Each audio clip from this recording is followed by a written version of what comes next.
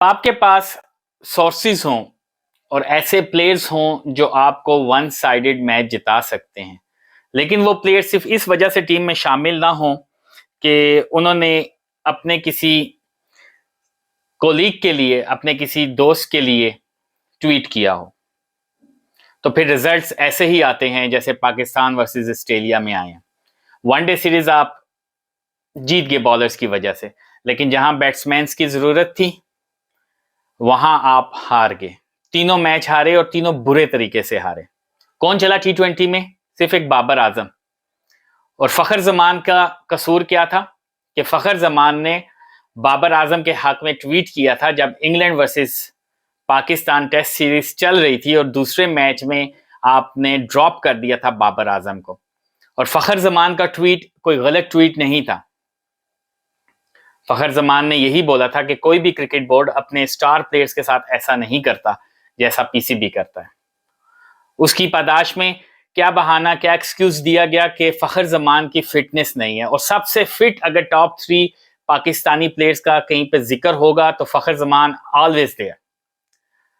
सिर्फ इस वजह से कि उन्होंने पीसीबी के एक डिसीजन के खिलाफ ट्वीट कर दिया तो आपने उनको साइड लाइन कर दिया और उसका खुमियाजा आपने भुगत लिया। कुछ प्लेयर्स ऐसे होते हैं जिनका इंपैक्ट इतना सॉलिड होता है कि उनका रिप्लेसमेंट बहुत मुश्किल होता है।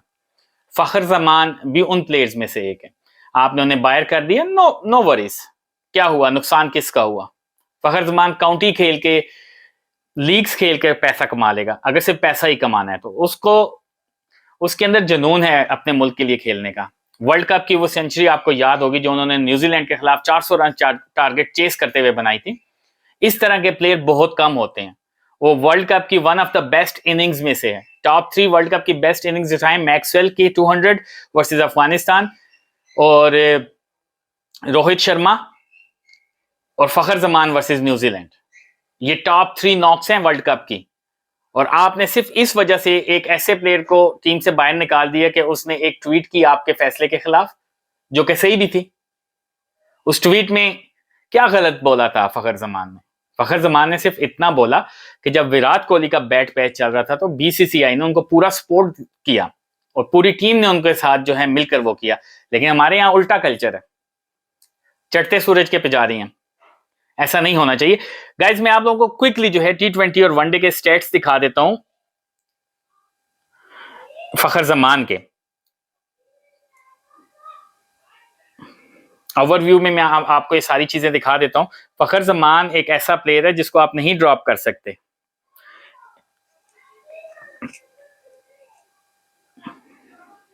जो रिकॉर्ड फखर जमान के हैं, most runs in a match on a losing side.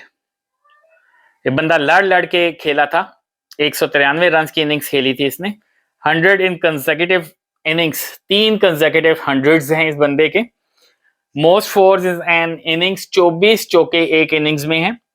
Fastest 1000 run का रिकॉर्ड फखर जमान के पास है, जो कि सिर्फ 18 इनिंग्स में इन्होंने बनाया। फखर जमान के ओडीआई कैरियर पर अगर नजर डालें तो ओडीआई कैरियर में 82 मैचेस खेले, 81 में बारी आई, 6 दफा नॉट आउट रहे, 3492 रन, 210 रन इनका हाईएस्ट स्कोर है। और कौन सा आपका प्लेयर ऐसा है जिसने वनडे में, पाकिस्तानी प्लेयर ऐसा है जिसने वनडे में डबल 100 किया?